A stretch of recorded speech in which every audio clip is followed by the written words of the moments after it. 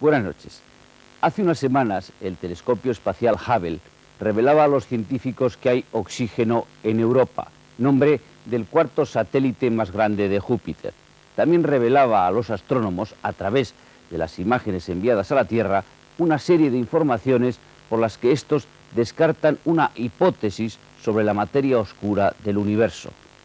Estos dos importantes descubrimientos no se habrían realizado si un grupo de hombres en diciembre de 1993 no hubieran reparado el telescopio que fue lanzado en abril de 1990 a bordo del transbordador Discovery.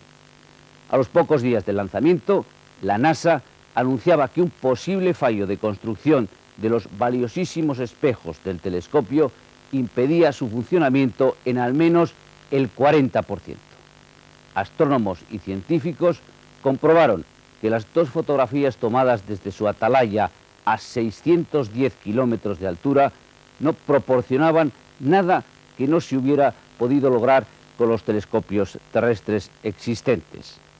A la miopía del Hubble se unieron temblores y fallos detectados en los instrumentos.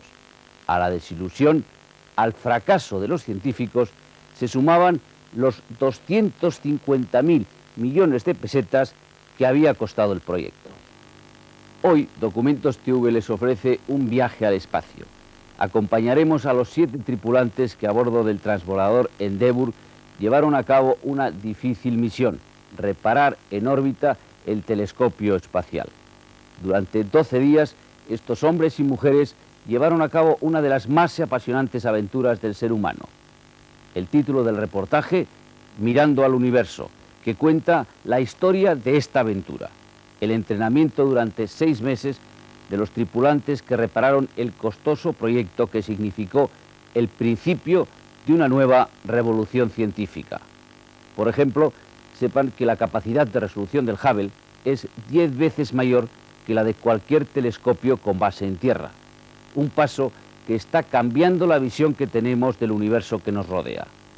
El telescopio espacial, que tiene una capacidad visual 500 millones de veces mayor que la del ojo humano, ha tomado el apellido de Edwin Hubble, el astrónomo norteamericano que durante los años 20 mantuvo que el universo se encontraba en expansión. Esta idea fue la base para formular la teoría del Big Bang, según la cual el universo comenzó hace 15.000 millones de años, tras una gigantesca explosión. Pero iniciemos ya el viaje prometido al espacio con Mirando al universo. Esta es la historia en profundidad de cómo se planificó la misión, de lo que sucedió realmente en el espacio y de los esfuerzos para que el universo volviera a estar de nuevo correctamente enfocado. Poco después del lanzamiento del telescopio, la NASA admitía su error. Hemos llegado a la conclusión de que se manifiesta una significativa aberración esférica en la óptica. Era lo que un político tal vez denominaría un planchazo técnico. No se trata simplemente del error, sino que es una cuestión del modo en que cometes ese error. Yo cometo todo tipo de errores y me equivoco en muchas ocasiones, pero intento entender. Es importante analizar cómo te has equivocado. Y la forma en que ellos se equivocaron es algo imperdonable. 10 años antes, debido a un simple error con un instrumento de medición, el espejo había quedado deslustrado a causa de una aplicación incorrecta. Si alguien de la NASA lo hubiese inspeccionado, se habría descubierto que si la luz que incide en el borde exterior del espejo está enfocada aquí, la luz del borde interior estaría enfocada en un lugar completamente distinto. Así que cuando se tomó la fotografía de una estrella, aparecía de esta forma. El punto agudo del medio entusiasmó a todos, pero el entorno borroso me preocupaba un poco. Así que utilicé la programación por ordenador para intentar entender en detalle qué era lo que fallaba.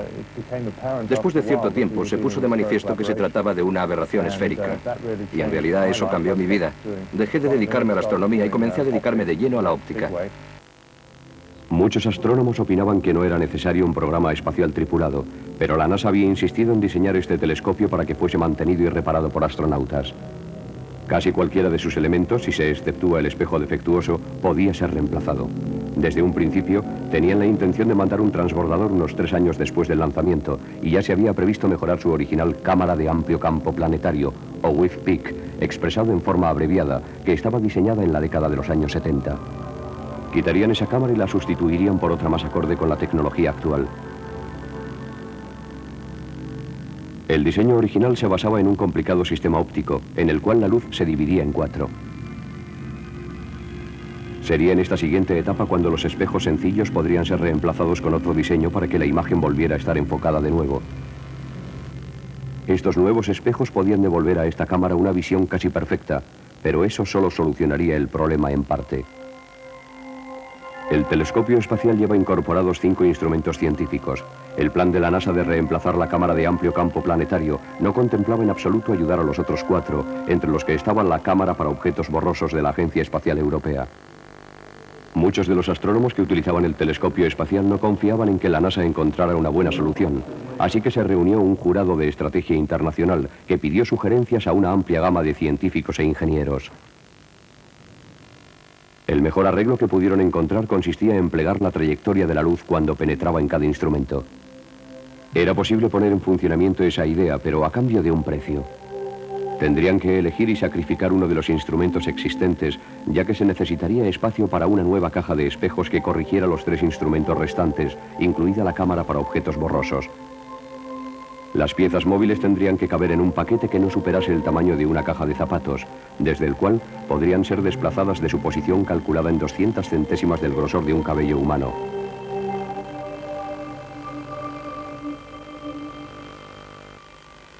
La óptica correctora del telescopio espacial repuesto axial se entregó a la zona de aislamiento de la NASA antes de 2 años.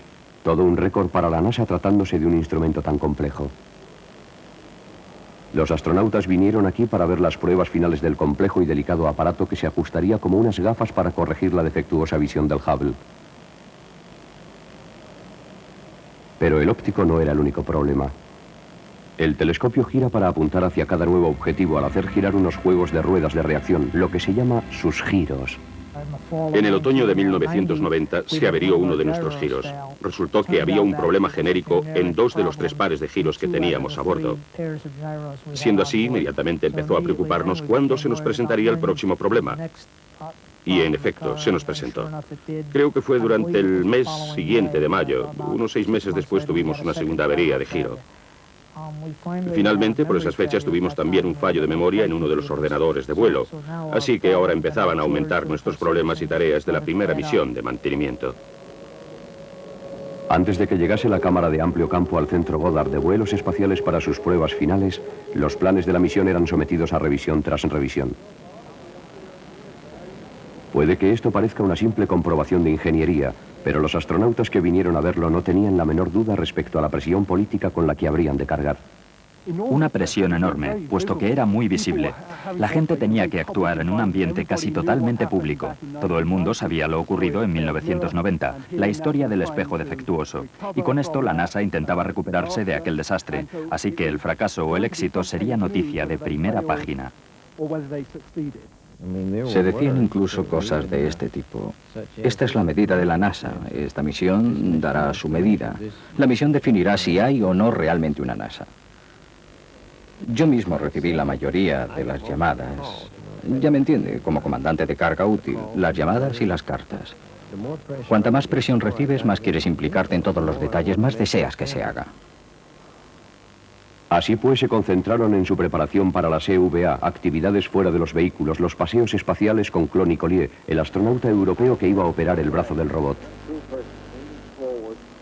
Coge los ganchos, J. Agarra la puerta. Y mientras la persona se inclina hacia atrás y abre la puerta, entonces hay que colocarse de nuevo boca abajo y agarrar el coprocesador.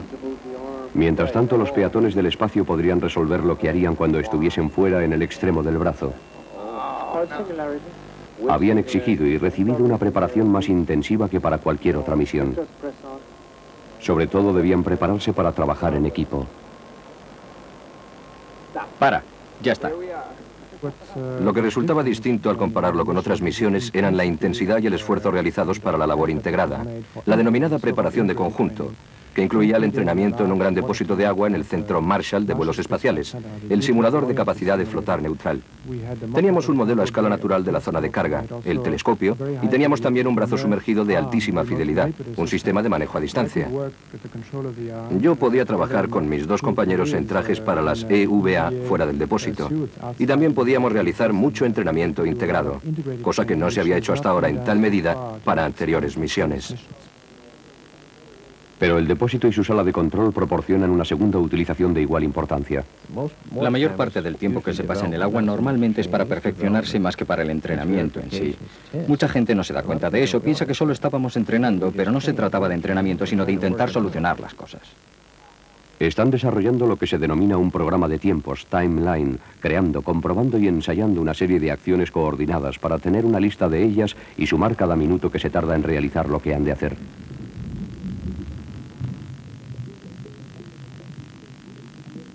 La capacidad de flotar en el agua es la mejor simulación que pueden tener para cómo lo harán en el espacio. Sin embargo, en otros sentidos, debe resultar completamente equivocada. Sabemos que muchas de las cosas que hacíamos no eran las correctas. Por ejemplo, el mover grandes masas de acá para allá. Es posible dejar los objetos y lograr que floten ingrávidos, pero estás moviendo mucho agua. Así que en nuestra preparación decidimos no hacerlo de ese modo y que lo hicieran por nosotros los buzos. Es un entrenamiento contraproducente, te estás entrenando para hacer algo que no es correcto. Para moverlos de forma un poco más acorde a la realidad del espacio, se trasladaron a una sala antigravedad. La caja con la óptica correctora del telescopio de unos 440 kilos de peso flotará ahora sobre las puntas de los dedos de Cathy Thornton. Tiene que guiarla al telescopio en solo este espacio libre. Pero ni aquí ni en el depósito de agua existe una similitud real con lo que ocurre en el espacio. Solo a través de la imaginación es como puedes situarte en una ausencia de gravedad para ponerte flotando dentro de tu traje y emplazarte en la inestabilidad, en la total libertad de movimiento que se tiene en esa ausencia de gravedad. Y es algo que no se tiene en el depósito de agua, únicamente la imaginación te proporciona una simulación de alta fidelidad. Y solo la imaginación puede decirles qué utensilios adicionales van a necesitar para todo aquello que pueda averiarse. Lo que sí saben es que el único de los transbordadores que les proporcionará el suficiente tiempo de estancia en órbita no está aún a su disposición. Tan solo disponen de 3 días allá arriba para hacerlo todo. Y ahora han descubierto que solo el realizar una de las tareas requiere más de un día entero. Así que han venido a comprobar ese punto. Los paneles solares que producen la energía arriba en el espacio se deforman periódicamente y sacuden todo el telescopio. Así que tendrán que subir y encajar repuestos que tengan capas de protección térmica para proteger sus soportes del sol. Esa tarea ya estaba en su lista, en unión de esta visita a Inglaterra, a Bristol, para ser sometidos a prueba. Pero luego otra avería en el telescopio aumentaría una vez más la presión a que estaban sometidos. El único modelo fiel y disponible de los magnetómetros se encontraba en un museo de Washington. Esta es la maqueta original de ingeniería a escala natural que tiene 4 pisos de altura. De hecho, es bastante grande. Y aquí tenemos un modelo a escala natural del telescopio. Tenemos la parte extrema en lo alto, lo que significa que cuando los astronautas quisieron trabajar con los magnetómetros, que están justo en lo alto del telescopio espacial, tuvieron que venir aquí, al Museo del Aire y el Espacio, para hacer ese trabajo. Cuando el telescopio ha girado hacia cada nuevo objetivo, se mantiene totalmente firme por interacción con el campo magnético de la Tierra. Así pues, los magnetómetros para medir el campo son esenciales. No era posible quitar los viejos. En cambio, los astronautas tienen que empernar los nuevos magnetómetros sobre los viejos. Sin embargo, el tiempo adicional que eso requería, junto con el número de otras reparaciones, iba más y más en aumento. Después de unos 18 meses nos dimos cuenta de que la cantidad de trabajo que teníamos que realizar excedería los 3 días de actividades EVA que en principio estaban previstos para completar la misión. Y eso era incluso antes de una avería del SADE, Sistema de Transmisión Electrónico Solar, y de la decisión de cambiar un segundo magnetómetro. Así que, aparte de las otras, teníamos 2 cosas más entre manos servidas en bandeja. Teníamos un programa de tiempos arbitrario que nos indicaba que podríamos hacerlo todo en 3 días. No se trataba de un programa de tiempos válido, pero la gente tenía miedo a pedir más de 3 días para realizarlo, ya que temían que fuésemos apartados o que la misión fuera acortada o que alguien pensase que estábamos pidiendo demasiado o ese tipo de cosas. Hubo mucha presión para dividir en 2 la misión de reparación, y de hecho el propio administrador de la NASA hacía ahora unas preguntas muy difíciles.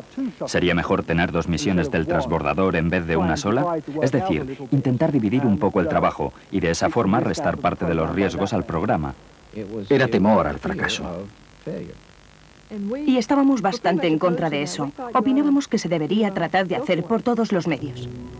Solo había una forma de que pudiesen conseguirlo.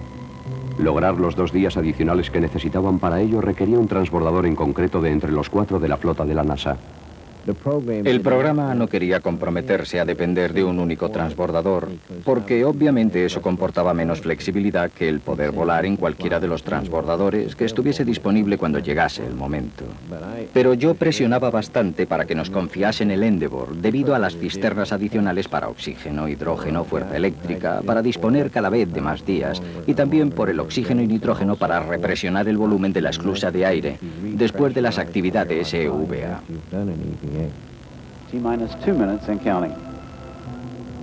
En mi opinión, el subir allí con la mitad o con la carga completa y no intentar hacerlo todo sería terrible, y la única razón por la cual no lo haríamos sería por falta de valentía. Y la NASA es un sitio donde se debe tener valor.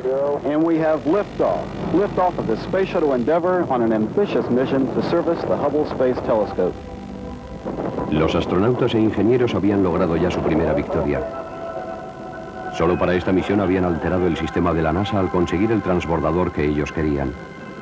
Aunque para lograrlo había sido necesario mantenerse lo más próximo posible a la fecha de lanzamiento que tenían planeado hacía más de un año. Me siento orgulloso de eso. No solo fijamos la fecha del objetivo, sino que fijamos los cambios a realizar. Y como ya sabéis, esos cambios iban en aumento. Pudimos hacerlo de esa forma y administrar bien el dinero sin pasarnos del presupuesto, y cumplimos con la fecha marcada en el programa.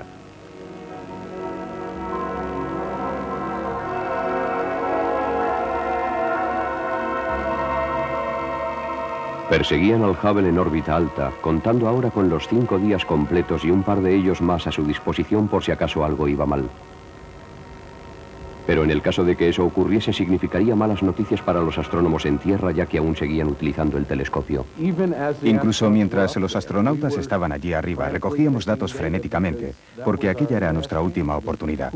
Quiero decir, ¿quién sabía si podríamos disponer de esa oportunidad de nuevo o cuándo sería?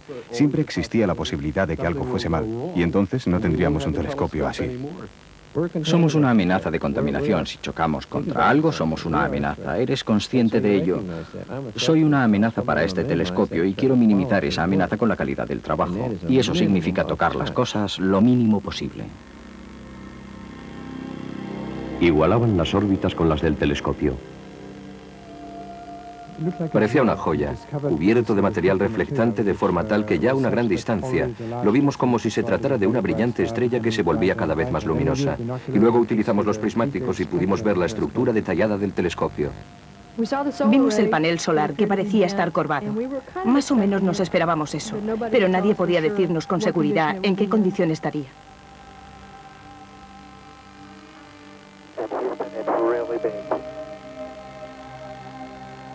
Endeavour, you've got to go for capture. Dick Covey, el comandante del Endeavour, llevaba con cuidado el transbordador bajo el telescopio para colocarlo al alcance del brazo del robot. En cierto momento le dije, está bien, puedo ir y agarrarlo.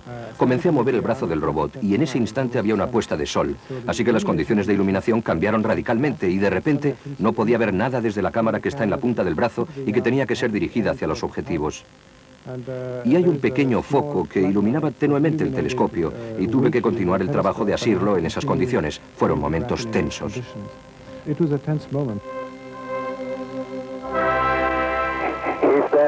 Endeavour has a firm handshake with Mr. Hubble's telescope. Please copy that, Covey, and there are smiles galore down here. Es un gran alivio. Así que durante los siguientes 30 segundos no hicimos más que vitorear. El primero de los objetivos estaba cumplido. Ahora podían pensar en lo que les esperaba en sus 5 días de paseos espaciales y en su mayor parte dentro del telescopio, una apabullante lista de 10 aparatos que reemplazar. EVA, día primero. Salen en parejas. Jeff Hoffman junto a su comandante de carga útil escogen el primero, tercero y quinto días. Ellos son la pareja de días impares, y ahora podrán comprobar si la realidad tiene algo que ver con la imaginación de que hablara Story. La salida de la puerta es algo pasmoso. Me refiero a que sencillamente produce terror.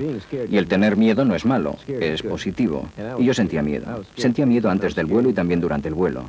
Estaba muerto de miedo. Temía sorpresas. Si se analiza la historia de los vuelos espaciales, está llena de sorpresas. Me refiero a que, ¿qué es lo que sale tal y como se ha previsto? Tenía miedo a que de repente surgiera alguna sorpresa y no pudiese solucionar el problema. Temía que algo detuviese en seco nuestro proyecto de vuelo en su totalidad o por causa de un determinado instrumento. De los 3 objetivos fijados para el primer día empezarían con los giros. Están ahí dentro y requieren 2 nuevas cajas denominadas RSU, unidades de índice de sensores, y sin las cuales el telescopio pronto resultaría inservible, incapaz de apuntar. Pero cuando Story se arrastraba dentro se encontró con que no podía torcer la cabeza para ver lo que estaba haciendo. He oído hablar y he leído informes según los cuales los cascos de vuelo estorban más la visión que los que llevábamos en el depósito de agua. Este campo de visión que se tiene aquí es una cosa, pero lo otro, la geometría en que yo me desenvolvía allí dentro, comparada con la del entorno donde estaba la RSU, es posible que fuese distinta. Aunque terminé por tener solo uno de esos calzadores y tenía que guiar la caja hacia aquella parte y luego buscar a tientas el otro calzador que me era imposible ver.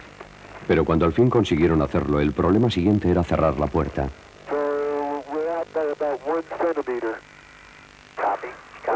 Hasta el más mínimo resquicio de luz o calor del sol podía afectar a los instrumentos. Dejando que los expertos en la Tierra pensaran en cómo resolver eso, subían a una zona de equipamientos más pequeños con el fin de cambiar 2 cajas de control más para los giros y reemplazar unos fusibles. Iban adelantados respecto al programa, aunque cuando estás dando vueltas cada 96 minutos en la cara oscura de la Tierra, resulta difícil mantenerse al tanto del horario.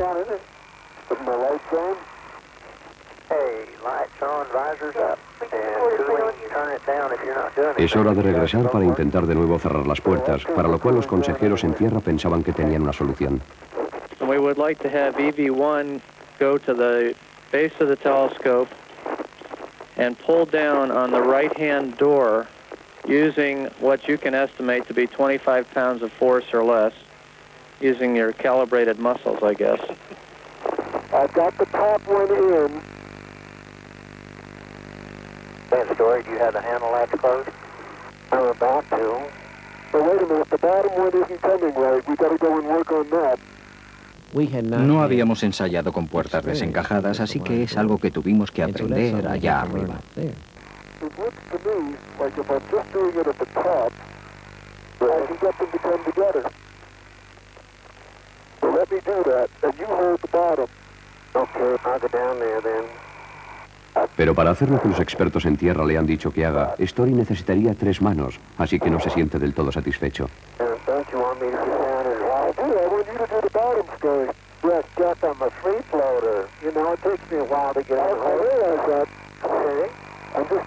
Así que eso no funcionaba.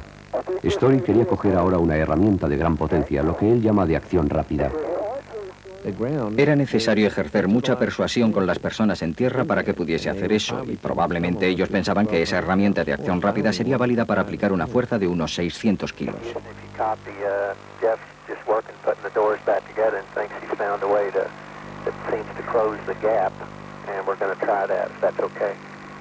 Por fin el control de la misión cede a la sugerencia de los astronautas. Una vez que me dieron luz verde para utilizar la herramienta de acción rápida, cerramos las puertas en 5 minutos. Entonces se produjo un auténtico cambio desde tierra y debieron pensar que debían dejarnos hacer el trabajo a los que estábamos allá arriba, ya que estábamos allí, que lo hiciésemos a nuestro aire. Y en el caso de que tropezáramos con alguna dificultad en el futuro, la tendencia era dejarnos resolverla a nosotros. Not to get you spun up, but we have 6 good gyros on the telescope. Pensando que iban adelantados al horario, Story y Jeff iniciaron una tarea que originalmente estaba prevista para el otro equipo. Intentábamos mantenernos ocupados. Si acabábamos pronto un día, hacíamos lo que podíamos para dar al otro equipo un poco de tiempo libre al día siguiente, por si acaso encontraban algún problema. Se les había avisado que era de esperar en un 50% de posibilidades que podría surgir un problema cuando se doblasen hacia atrás los viejos paneles solares. Aunque uno está bien, un soporte del otro está bastante doblado. Se temía que pudiera romperse y entonces habría cosas flotando por todas partes, lo cual queríamos evitar. Teníamos ciertos criterios conforme a los cuales actuar. Por ejemplo, si se producía un desprendimiento significativo de la capa durante la retracción, tendríamos que detenerlo. Y eso es lo que sucedió cuando aquel pliegue se aproximaba al lugar en que iba a ser tragado. Así que lo del 50% de posibilidades resultó ser completamente correcto, y no había ningún sitio donde guardar el roto, así que aquella era una tarea para el día siguiente. Tom Akers y Cathy Thornton estaban entrenados para ocuparse de eso. Recuerdo que cuando estaba colgada en la esclusa del aire pensé que era igual que en el entrenamiento. Me decía a mí misma que no debía ponerme nerviosa, que era como en el entrenamiento, que ni siquiera me enteraría. Tan pronto como sacas la cabeza, comienzas a trabajar y te concentras de lleno en lo que haces. Lo primero que debían hacer era desconectar el panel roto. Y para poder hacerlo había que esperar a la noche orbital. Rompimos las conexiones eléctricas en la oscuridad porque el panel solar sigue funcionando y no es recomendable romper las conexiones estando calientes.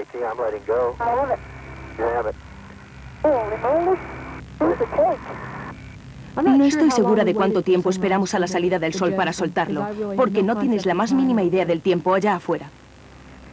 When you're happy with the lighting, we concur you've got to go for release. Okay, I understand we have a go for release. Okay, KT, you ready? Yeah, I'm ready. Okay, they say you got to go for release. Expect 20 volts.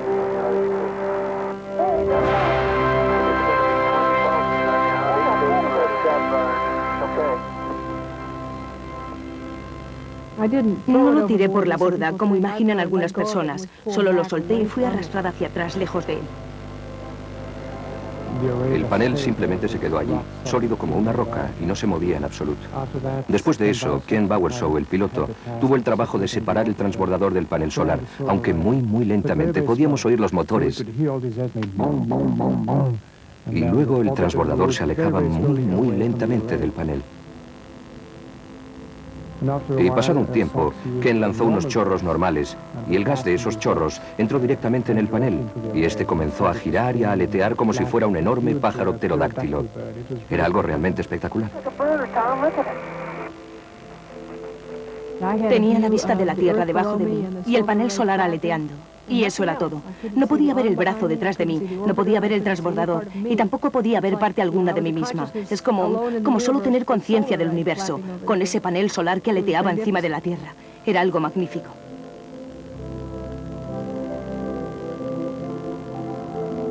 Lo más probable es que el panel se consumirá en la atmósfera.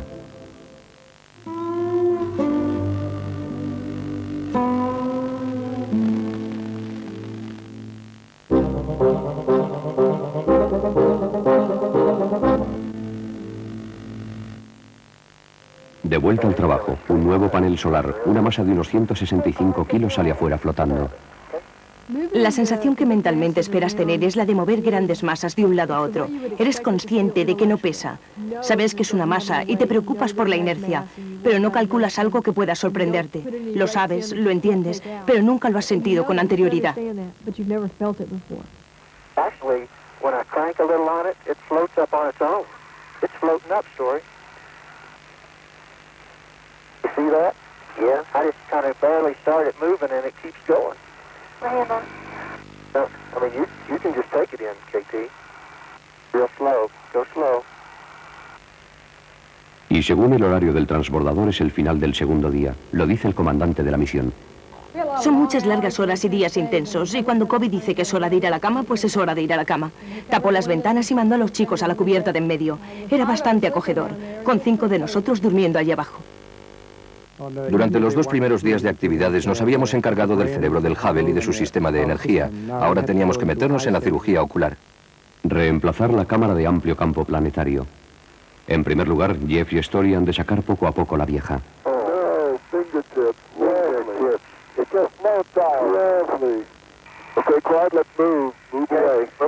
6 inches. We're clear. You got it. Now get out and look at the cavity. Oh, Roger, Stone. Okay, quiet, and now we have to go down to put this baby away. Okay. Colgaron aquella cámara por un lado mientras sacaban la nueva de la caja. Oh, look at that baby. Beautiful, spanking new windows. Hey, I can see it sliding up the rails. Yeah. Si ha sobrevivido al duro recorrido hasta la órbita, el mayor peligro ahora es para un diminuto espejo de proyección en cuanto Story quite esa cubierta. Al quitar la cubierta del espejo, si tocas el espejo piloto, cualquier mancha que dejes se quedará en él. Dejas tu huella en las imágenes para toda la eternidad.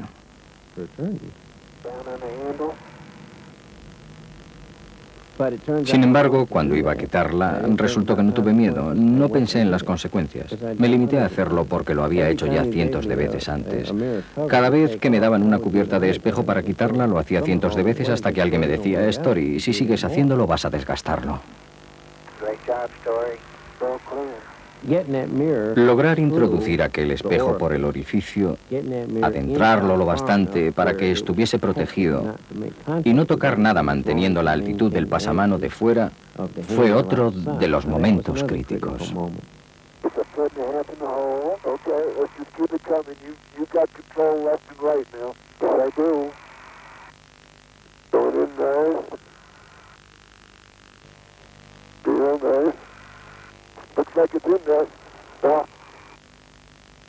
Después, un magnetómetro. La última vez que lo había visto fue en un museo. Jeff instala los nuevos magnetómetros tal y como lo había ensayado, prendiendo los repuestos encima de los que ya estaban allí. Pero luego descubre un posible problema que quizás surja en un futuro en uno de ellos.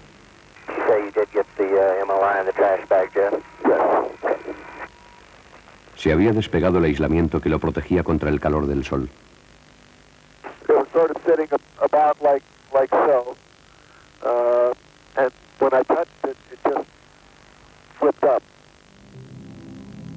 Mientras ellos duermen, el personal de tierra tendrá que pensar qué se debe hacer con él. Pero el cuarto día tienen que trabajar con la óptica correctora del telescopio. Para que quepa este nuevo elemento, Katy y Tom han de sacar un instrumento en perfectas condiciones y que es pieza única del telescopio espacial. Se trata de un fotómetro de alta velocidad.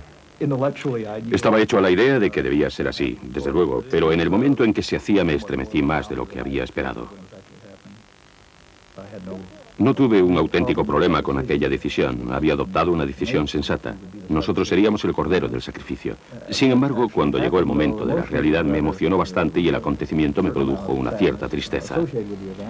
Supongo que era debido a que eso indicaba que seguramente nunca podríamos demostrar el trabajo que era capaz de realizar ese instrumento. En lo que se refiere a la óptica correctora del telescopio, era cuestión de volver a hacer el trabajo casi exactamente igual a como se había hecho durante los entrenamientos, tanto en el depósito de agua como en ausencia de gravedad. De ahí es de donde saldrán los espejos. Es una caja muy grande que ha de entrar en un agujero muy pequeño, con apenas 1 pulgada de espacio libre, y luego al orientarla, los espacios libres se hacían más estrechos, porque debería estar ópticamente alineada. Me sentía preocupada porque no pudimos hacer pruebas de ajuste de algo así antes del vuelo. Cuando se hace una prueba de ajuste, siempre se aprenden cosas, y te deseas suerte a la espera de que todo esté construido según te lo ponen en el diseño, y que no se haya introducido ningún cambio, o que el ambiente térmico no haya cambiado.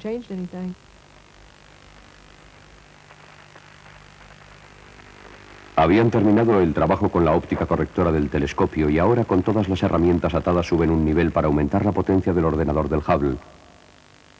Están conectando un 386 Based coprocessor que tal vez no impresione a los entendidos en ordenadores, pero que significa una clara mejora en relación con la tecnología original de los años 70 y en el cual uno de los chips de memoria había dejado de funcionar. Después y por orden de Houston, se convirtieron en algo así como cazadores en recolectores en busca de materiales de aislamiento de calor. Les han mandado un fax sobre cómo deben preparar una cubierta para el amenazado magnetómetro. Entregan sus cosas al turno de tarde. a Claude y al piloto Ken Bowersox. No era un trabajo que requiriese mucha destreza. De hecho, el mejor entrenamiento que yo había recibido para hacerlo había sido el de cortar y encomar figuritas en el jardín de infancia. Era valioso poder hacer algo que me permitiera dejar la huella de mi colaboración en el telescopio.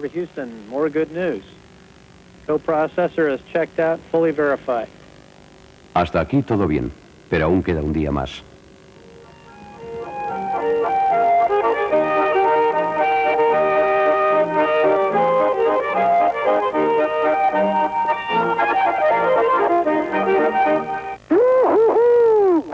Good morning, Houston. Thanks for the sweet music. I'm missing my iPhone. EVA, quinto día. Y esto es el SADE, Sistema de Transmisión Electrónico Solar. Cuando se construyó el telescopio, la NASA, en un gesto por hacer pequeños ahorros, había suspendido el requisito de que pudiese ser reemplazado en órbita. Y justamente eso es lo que ahora tiene que hacer Story. Sabía lo que eso iba a ser. Se trataba de mi justo castigo. Era mi propio desafío. No se había diseñado para las EVA y ese era el problema. No se diseñó para que pudiese cambiarse. Y en eso es en lo que me estoy ocupando. Trabajo con unos tornillos cuyas cabezas tienen entre 1 y 2 milímetros de diámetro. Estoy en el extremo de un brazo de unos 20 metros que se bambolea y tampoco tengo luz. He de concentrarme justo en ese tornillo y, como veis, estas luces pasan delante. Me es necesaria una luz intensa para hacer el trabajo, pero el problema es, y eso es culpa mía, que mi imaginación no trabaja lo suficiente. Es como hacer una operación de cerebro con unos guantes de boxeo. Si el tornillo se sujeta en su sitio, va hacia atrás. La parte que no tiene rosca se monta en el conector y entonces se queda atrapado. El problema en la ausencia de gravedad es que los tornillos bailan. Sé lo que es la ausencia de gravedad. Todo baila hasta que se va.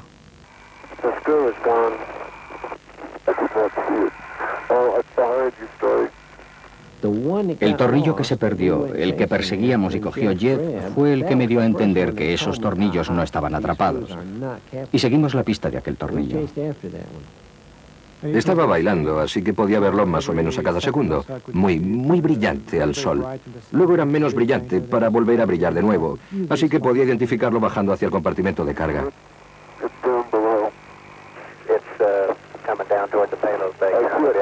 Claude's going to bring you down to it. Take it easy. Take it easy. Take it easy. I take you down slowly, and then it's coming down pretty fast. Yeah, he's going to catch up with it. Sin ni siquiera pensarlo, hice el movimiento adecuado para seguir el del tornillo, y pudimos cogerlo antes de que chocase contra el compartimento de carga útil. Okay, arm stop. No hubiera sido un gran problema perder el tornillo, pero nunca sabes dónde puede ir a parar. Según la ley de Murphy, habría ido al peor de los sitios posibles, lo cual hubiese impedido cerrar la puerta del compartimento de carga o cualquier otra cosa que no deseas que ocurra. Al fin podían seguir adelante. Endeavour Houston, the GHRS is ready and awaiting. Su 10ª tarea era el espectrógrafo Goddard de alta resolución, otro instrumento científico que tiene problemas con su suministro de energía eléctrica. Podían arreglarlo atando un cable y una caja de relé en torno a él. Pero después habría algo inesperado para Story. Cuando Jeff y yo subimos con el fin de instalar la cubierta que habíamos fabricado para tapar los magnetómetros, ascendimos hasta lo más alto, al nivel de la tapa de abertura. Entonces pude inclinarme y ganar algo más de altura. Miraba hacia abajo, por encima del telescopio, sobre la costa oeste de Australia. Estoy viajando a gran velocidad y no hay absolutamente nada, excepto una amplia vista panorámica de la Tierra y del continente entero. Y desde esta altura es posible vislumbrar miles de kilómetros. Nunca había experimentado la sensación de encontrarme a una escala semejante. No es que uno sea Superman, pero cuando estás así, sin nada delante de ti, sientes una especie de impulso de estirarte y volar. Como experiencia humana he de decir que ese fue para mí el momento supremo. En el control de la misión estaban asombrados. Lo único que podían decir era la panorámica, Story, la panorámica. see the entire continent of Australia from here. Mientras el control desde tierra volvía a hacer funcionar de nuevo el suministro de energía eléctrica del Hubble, seguían aún pendientes de cualquier otro problema.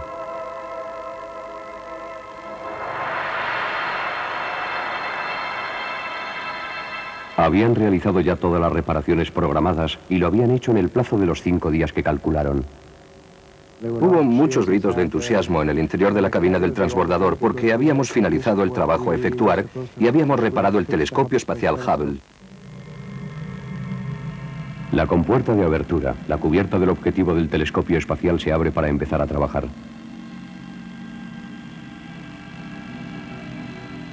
Y el brazo del robot aleja el telescopio.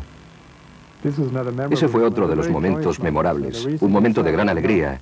El soltarlo en sí no es una tarea muy difícil, pero es una operación crítica. No hay margen para el error. Lo solté con el brazo.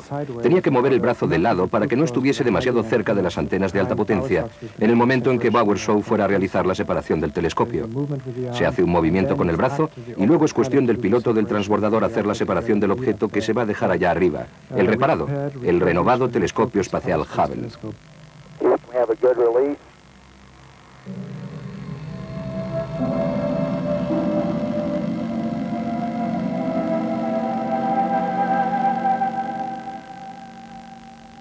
Ahora ya pueden pensar en hacer las maletas y volver a casa, con la conciencia también de haber llevado a cabo el segundo objetivo de la misión de la NASA, demostrar que los hombres y las mujeres son capaces de realizar complejas tareas en el espacio, algo esencial para un proyecto de mucha más envergadura que este, el de la estación espacial a la que la NASA ha vinculado su propio futuro. De no haber sido un éxito esta misión, creo que, según los cánones convencionales, esa estación espacial habría estado en apuros, porque ¿cómo sería posible construir una estación espacial si no se es capaz de reparar un satélite que fue diseñado para ser reparado en el espacio? Ahora han demostrado que pueden hacerlo. Y se trataba de algo necesario, aunque no sé si eso será suficiente para devolver el entusiasmo por la estación espacial y restablecer la imagen de la NASA ante la opinión pública. El que esté a salvo vendrá determinado, en mi opinión, por la próxima vez que haya un serio fracaso y por cómo el público, los medios de comunicación, la Casa Blanca y el Congreso respondan a él. Y es que cuando te implicas en operaciones de alto riesgo, como las que intenta la NASA, tales fracasos pueden ocurrir.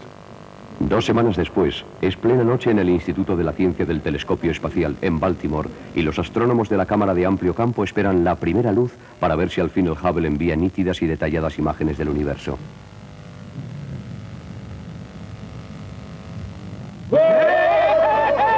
Allí mismo. Sí, lo tenemos. Amplíalo. Venga, amplíalo. No está mal. Es como una pequeña coma. Pero Chris Burrows permanece aún algo preocupado. Estaba nervioso porque sabía que tal vez podíamos haber cometido muchos errores al intentar solventar la aberración. Y aunque obviamente teníamos una imagen muy mejorada, no estaba seguro de si habíamos solucionado el problema. Hay una mancha subyacente. Aún no está completamente enfocado. Necesitaba algunos análisis y un mayor afinamiento aún de los espejos para estar seguro de que todo iba bien. Aunque evidentemente estaban recibiendo imágenes. Esto es mejor que cualquier otra cosa que se haya visto hasta ahora. En efecto, esos son estrellas.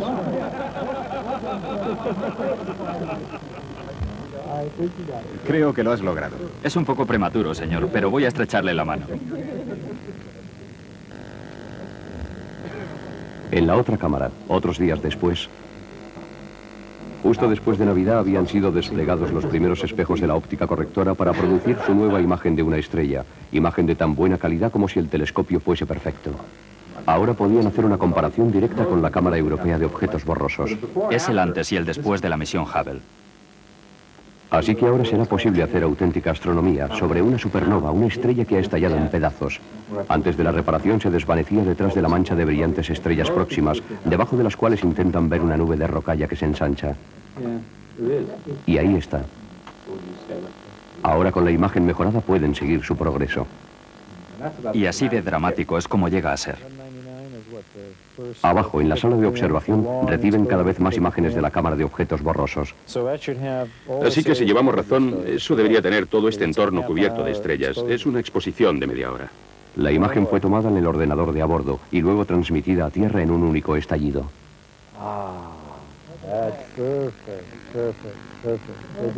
Eso es perfecto. Miren eso. Es una imagen nítida y hermosa. En este corazón de un grupo globular de estrellas ya se había mostrado que no se mantiene unido por un único enorme agujero negro. Eso es lo que habíamos visto antes. Estos dos son rezagados azules. Todos los objetos brillantes son rezagados azules. Lo que nunca habían visto antes son muchísimas estrellas borrosas, estrellas enanas blancas que mueren, y escondidos ahí dentro puede haber también muchos mini agujeros negros. Porque lo que ahora estáis viendo es una población distinta de estrellas. El equipo de la cámara de amplio campo recibía ahora imágenes más espectaculares aún. Por el momento, se les había mantenido alejados de la prensa en un sótano de la universidad hasta que hubiesen comprobado los resultados de los delicados ajustes introducidos en los espejos interiores de su cámara. Tardamos bastante en comprobar que estaba arreglada, aunque creo que en realidad yo me di cuenta al sentir la emoción de ver las espectaculares imágenes que empezaban a llegar de 30 Doradis, M100, Orión, etc. Esas imágenes son tan claras, tan nítidas, que son casi tridimensionales, y es casi posible ver lo que está sucediendo en el interior de algunos de esos objetos. Justo 5 semanas después de la reparación, la NASA tuvo como invitada de honor a la senadora de Estados Unidos que se había referido al telescopio como un planchazo técnico. Buenos días y bienvenida a la senadora Goddard de vuelos espaciales. Perdón, senadora Mikulski. Una buena oportunidad política para la foto. La senadora podía ahora informar al mundo. Han terminado los problemas con el Hubble. Aquí tenemos la fotografía de la imagen, de una estrella con la nueva cámara de objetos borrosos. Y esto no es más que el inicio. Esta es la imagen de una galaxia tomada anteriormente por el Hubble. Se parece a la forma en que se ve un mapa de carreteras en Nochevieja.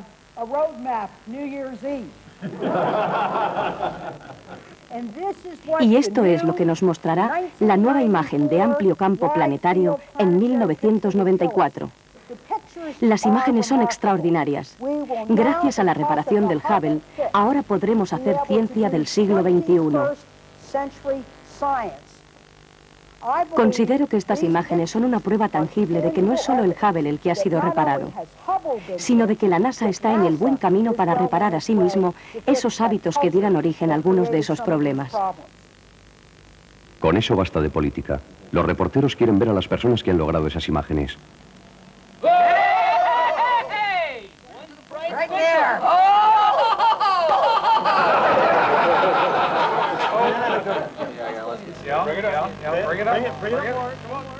Cuando vimos esta imagen, ya sabíamos que estaba mucho mejor, y desde luego daba la impresión de que los defectos que veíamos en esta primera imagen ligera podrían ser corregidos, y de hecho, ese ha resultado ser el caso. Para los astrónomos, la trascendencia de esta mejora en la imagen significa que en una estimación de 40 millones de años luz de distancia, será posible por vez primera tomar medidas de estrellas individuales en aquella galaxia, lo que ayudará a calibrar lo que se denomina la escala de distancia y a través de ello determinar la edad del universo.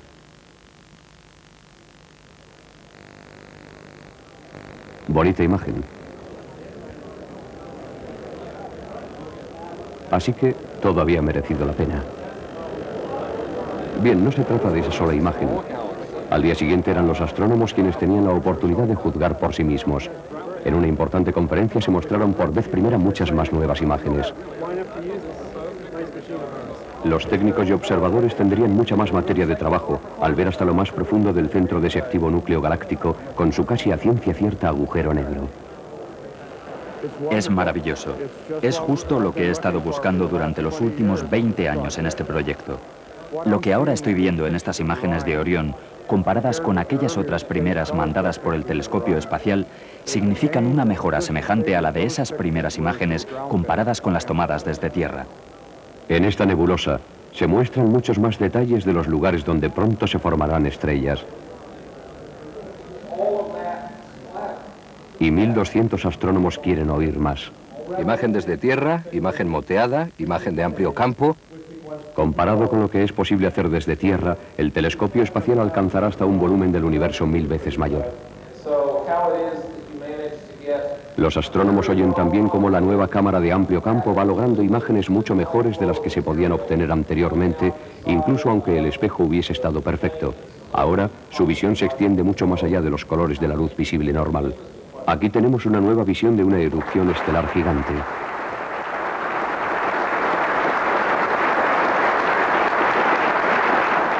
Así pues, diciembre de 1993 significa tal vez un salto de gigante para la astronomía. Pero lo lamentable de ello es... que deberíamos haberlo tenido en 1983. Pues sí, si la NASA hubiese podido cumplir su programa original, que por aquella época estaba por encima de sus posibilidades, y si bajo su anterior propietario esta fábrica hubiese entregado un espejo perfecto que negligente y absurdamente dejó de hacer. Y hay una espina final en esta historia.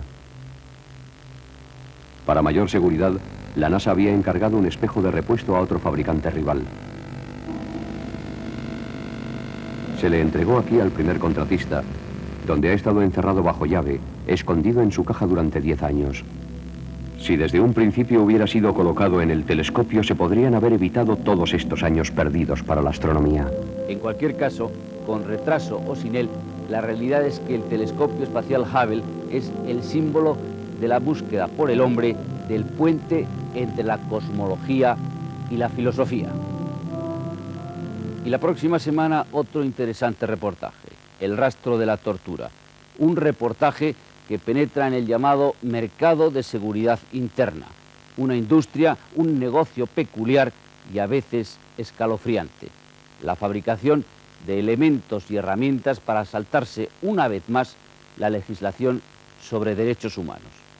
La acción del rastro de la tortura está centrada en Gran Bretaña, donde la legislación prohíbe claramente la fabricación de herramientas de tortura, pero que aún así sus fabricantes logran burlar la ley, aduciendo que solo son para la exportación.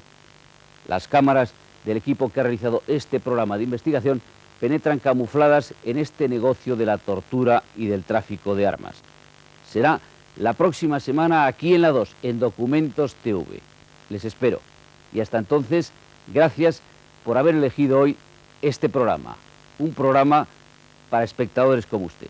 Buenas noches.